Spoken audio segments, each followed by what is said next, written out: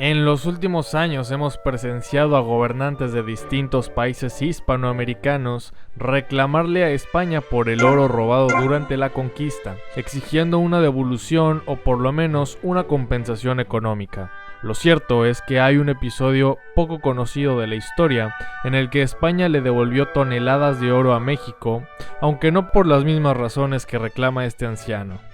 Casi siempre se argumenta que durante la época virreinal, España extrajo la mayor cantidad de oro posible para luego llevárselo a la península, pero esto es una verdad a medias. Aunque es cierto que durante la conquista, mucho del oro americano fue llevado a la península, durante el resto del periodo virreinal este se mantuvo en América y fue utilizado en gran parte para financiar la construcción de edificios monumentales, ciudades e infraestructura entre muchas otras cosas.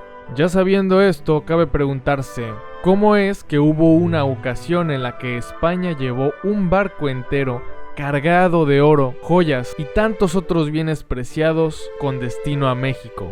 ¿Cuál fue el motivo por el que el gobierno español decidió llevar todo este oro de regreso a América y cuál fue su destino? ¿Dónde terminó?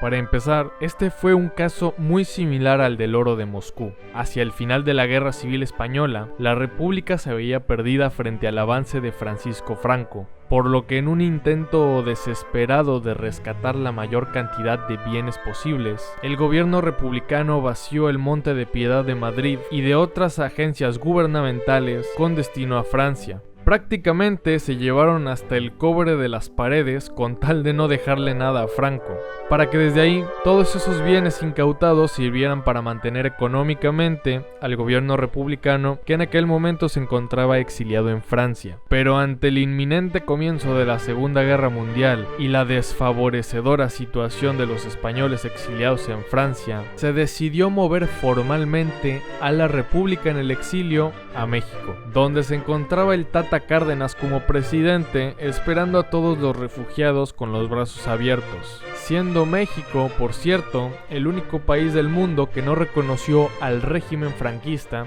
y que solo volvió a tener relaciones con dicho país hasta 1977, cuando Franco ya estaba más tieso que turrón navideño.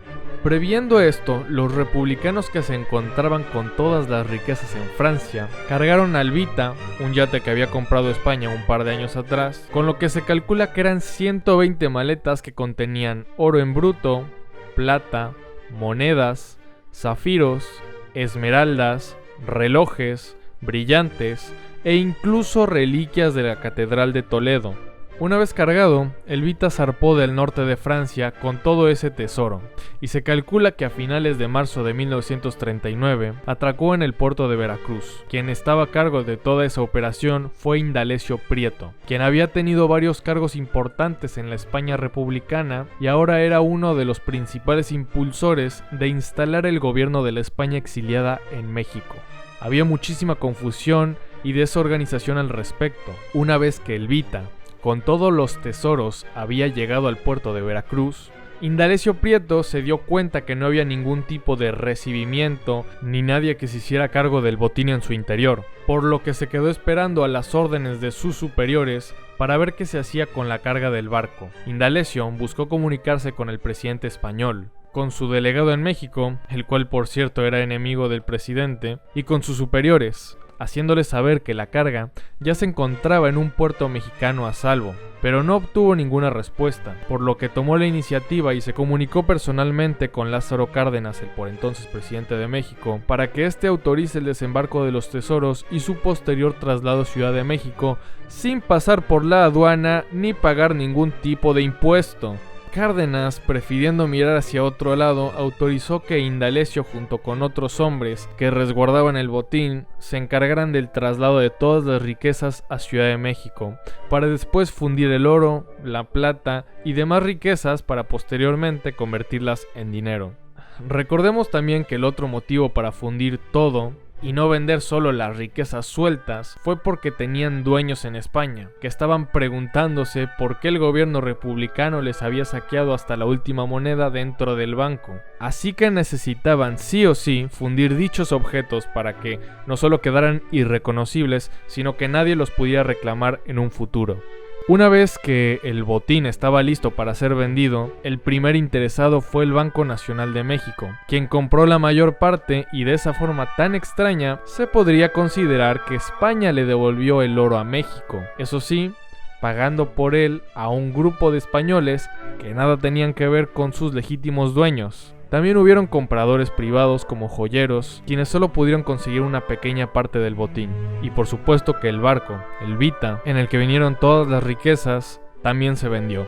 Aunque en este caso fue a los Estados Unidos. Todo lo que se pudo vender, se vendió. Y finalmente solo quedaron los retazos de las joyas o los pedazos de hojalata a los que se le extrajeron las joyas y que carecían de valor alguno. Todos esos restantes fueron descartados y escondidos en algún lugar desconocido, ya que esos sí eran identificables. Para enero de 1941, el diario mexicano El Universal informó del hallazgo accidental de cajas de estaño con joyas y otros objetos de valor con identificación del Monte de Piedad de Madrid, sumergidas en las aguas de las lagunas del Nevado de Toluca, en el Estado de México, entre los valles de Toluca y Tenango, identificándolas como parte del cargamento del Vita.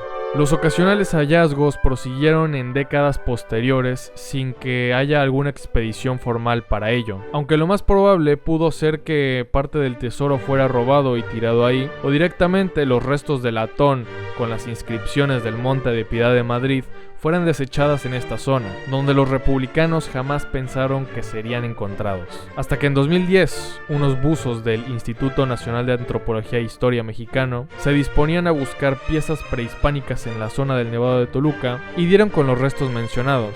Así que la próxima vez que oigas hablar de soberanía nacional y oro robado, recuerda que a Cárdenas se la peló totalmente cobrarle impuestos a los españoles y se la peló todavía más pagarles para comprar su oro. Gracias por llegar hasta el final. Comenta tu opinión sobre el tema o sugerencias para próximos videos. Si llegaste hasta aquí y aún no estás suscrito, también comenta por qué no lo estás, o mejor aún, suscríbete sin decir nada. Hasta pronto.